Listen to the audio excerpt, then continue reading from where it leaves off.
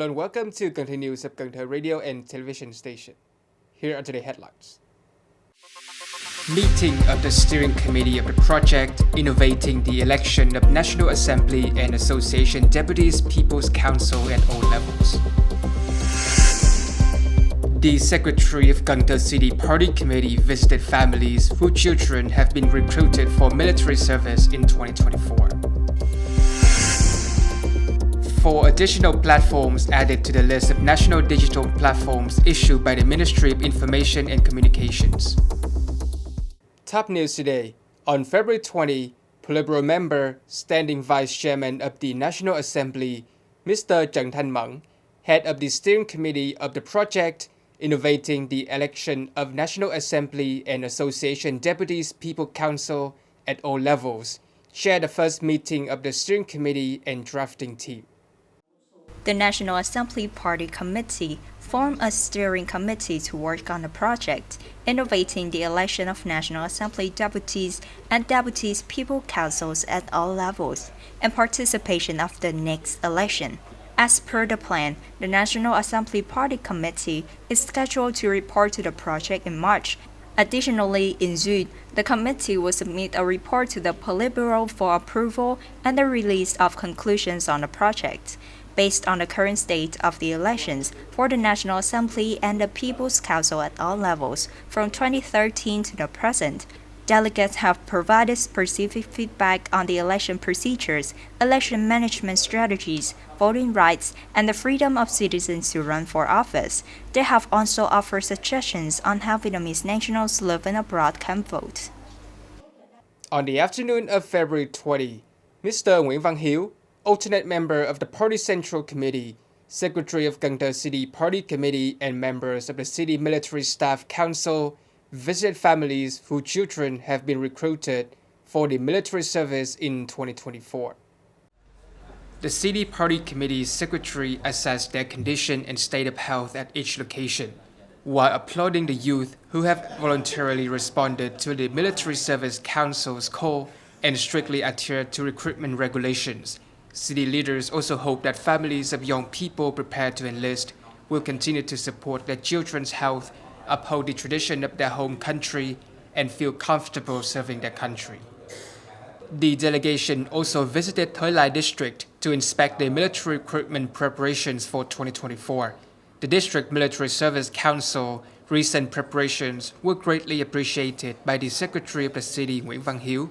At the same time, he suggested that the military service law propaganda be strengthened and directed toward the media, as well as the military handover and reception ceremonies. Pay close attention to overseeing and directing the local ceremonies that send young people into the army. Also on the afternoon of February 20, standing vice chairman of Cần Thơ City People's Committee, Mr. Dương Tấn Hiển led the City Military Service Council delegation to inspect the recruitment and calling of citizens to join the army in 2024 in Cái Răng district.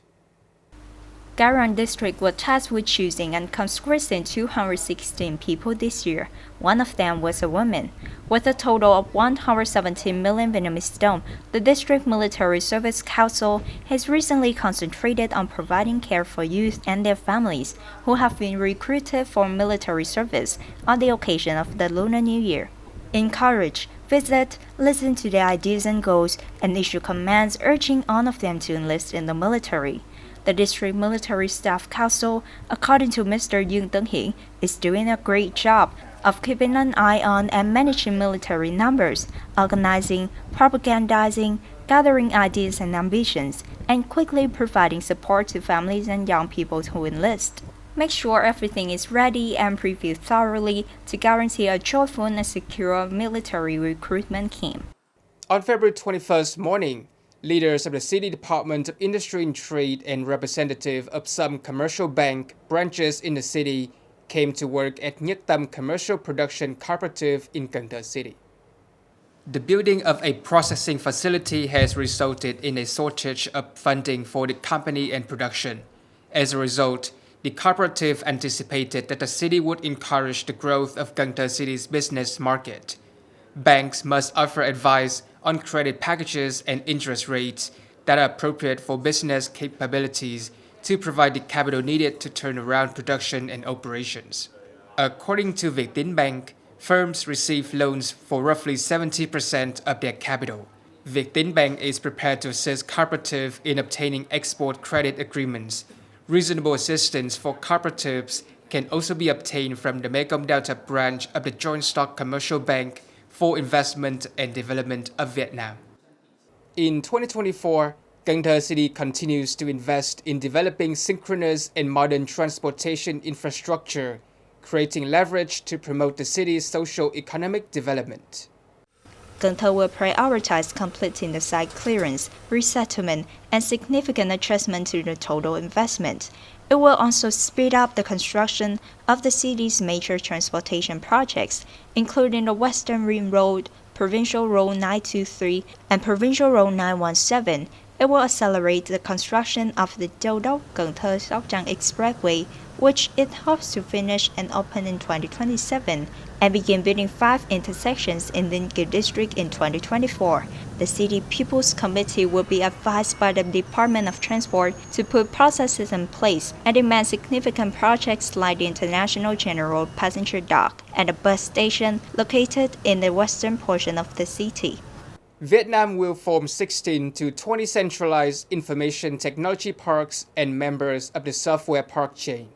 Accordingly, it will attract investment and strongly develop concentrated information technology parks in Ho Chi Minh City, Hanoi, Da Nang, Hải Phòng, Cần Thơ, and some areas with strong information technology development.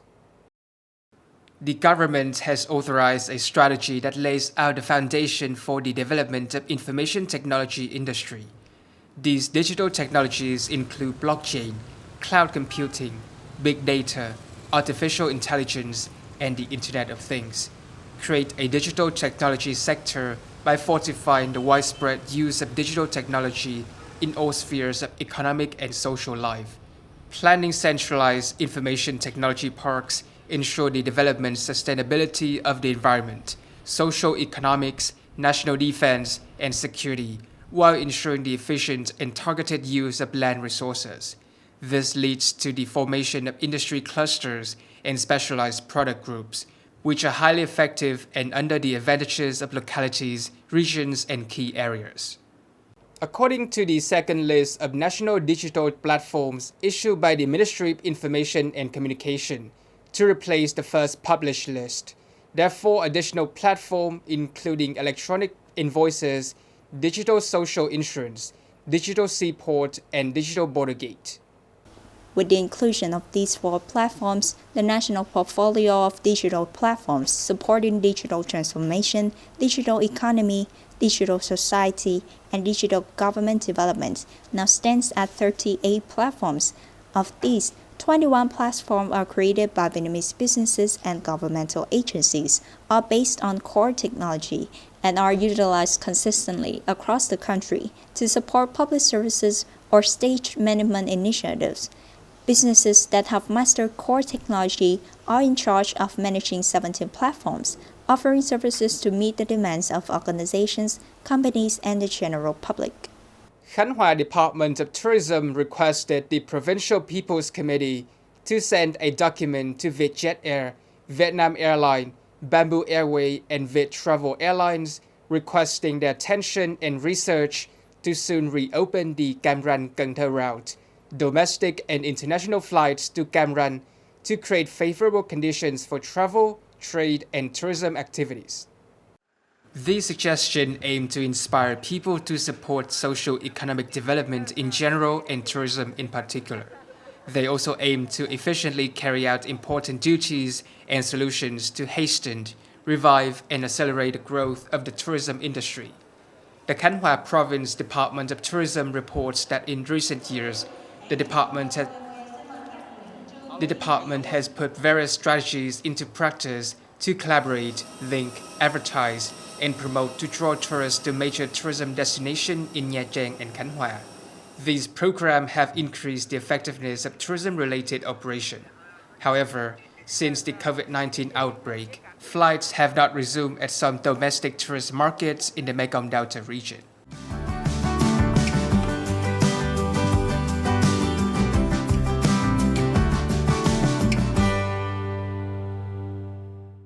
Coming up next is the weather forecast.